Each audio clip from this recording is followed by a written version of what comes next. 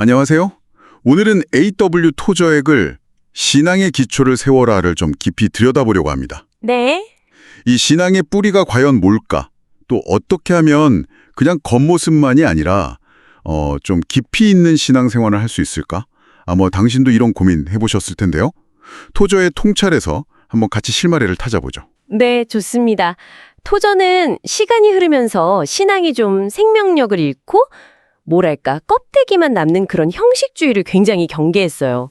마치 오래된 나무 속이 텅 비는 것처럼요. 아, 속이 비는 나무라. 네. 그래서 오늘날에도 여전히 중요한 건 그 외적인 활동 이전에 이 깊은 뿌리, 그러니까 하나님과의 살아있는 관계라고 강조합니다. 뿌리가 없으면 결국엔 시들잖아요. 그렇죠. 특히 토저가 지적한 부분 중에 많은 신앙 활동들이 실은 열매를 맺게 하려는 절단된 가지의 얄팍한 노력 같다고 한 게 인상 깊었어요. 이게 무슨 의미일까요? 아, 그게 참 날카로운 지적인데요. 눈에 보이는 성과나 아니면 즉각적인 결과, 이런 거에만 너무 집중하는 세태를 꼬집는 거죠. 소위 종교적 실용주의라고 부르던데요. 네. 종교적 실용주의. 이게 성공했냐 실패했냐 이걸로 막 지도자를 평가하고 실패는 절대 용납 못하고 꼭 기업처럼요. 네네. 하지만 토저는 진짜 중요한 건 그런 게 아니라 어떤 비바람에도 견디게 하는 그 깊은 뿌리라고 강조하는 겁니다. 겉모습 가꾸라가 정작 중요한 그 영적인 생명의 근원을 놓치면 안 된다. 이런 경고 같아요. 공리주의자의 그리스도라는 표현도 나왔어요. 이것도 좀 충격적이었는데. 아, 그렇죠. 마치 그리스도를 내 성공을 도와주는 존재, 예를 들면 권투 선수가 이기게 하거나 사업가가 경쟁에서 이기게 해주는 그런 알라딘 램프처럼 여긴다는 거잖아요. 오해하는 거라고 토저는 지적해요. 신앙이 무슨 세상적인 이익을 얻기 위한 수단이 아니라는 거죠. 그리고 이런 왜곡된 생각은 결국 하나님에 대한 잘못된 관념으로 이어지기 쉽고요. 하나님을 너무 엄격하고 무섭게만 생각하면 안 된다는 거죠. 네, 그렇게만 생각하면 하나님과의 어떤 진정한 사랑, 또 교제, 이런 게 불가능해진다고 경고하죠. 오히려 하나님이 얼마나 우리를 사랑하시고 또 받아주시는 분인지 아는 것, 이게 영적 건강의 핵심이라고 강조합니다. 그렇군요. 그럼 문제점은 알겠고 해결책은 뭘까요? 신앙의 뿌리를 깊게 내리려면 토자는 뭐라고 조언하나요? 가장 기본적이면서도 중요한 조언은 하나님께 시간을 들여라, 이거예요. 시간을 들여라. 어찌 보면 참 단순한데요? 네. 근데 이게 깊은 의미라 있죠. 영적 성장에 지름길은 없다는 현실을 받아들여야 한다는 겁니다. 꾸준히 하나님과 교제하고 그분 안에서 기다리는 그 시간 자체가 중요하다는 거죠. 많은 영적 전환점들도 보면 되게 오랜 기도와 묵상 속에서 찾아온다고 말하거든요. 아, 기다림의 시간이군요. 그리고 또 하나는 누구의 조언을 듣는지 신중해야 한다는 거예요. 조언이요? 네. 먼저 하나님의 음정을 듣지 않는 사람의 말은 피하라고 경고해요. 시편 1편에도 나오잖아요.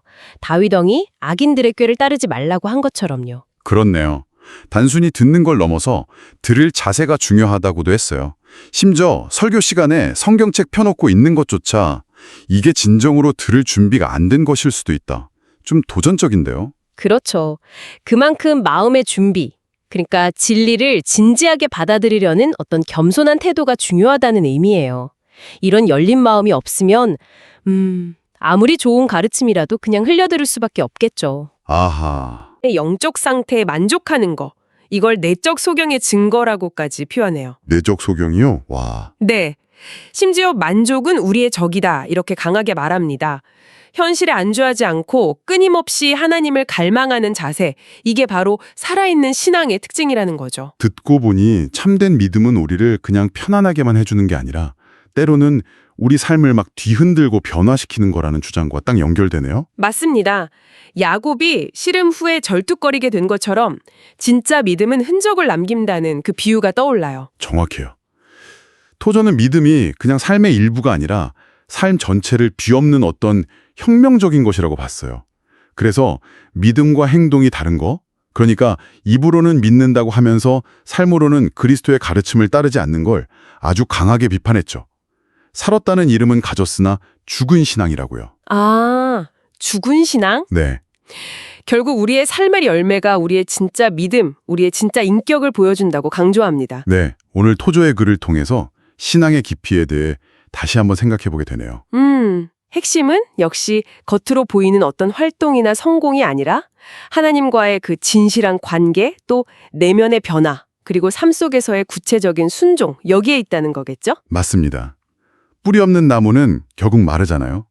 우리 신앙도 그런 깊은 뿌리가 정말 필요하다는 메시지였던 것 같습니다. 네. 마지막으로 토저가 던지는 질문 하나를 당신께도 좀 남기고 싶어요. 혹시 우리는 무엇을 하는가? 이 doing에 너무 몰두한 나머지 어떤 존재인가? 이 being의 중요성을 잊고 살지는 않을까요? 행위와 존재. 네, 이 시끄럽고 분주한 종교 활동 속에서 정작 가장 중요한 하나님의 그 세미한 음성을 놓치고 있지는 않은지 잠시 멈춰서 돌아볼 시간이 필요한 것 같습니다.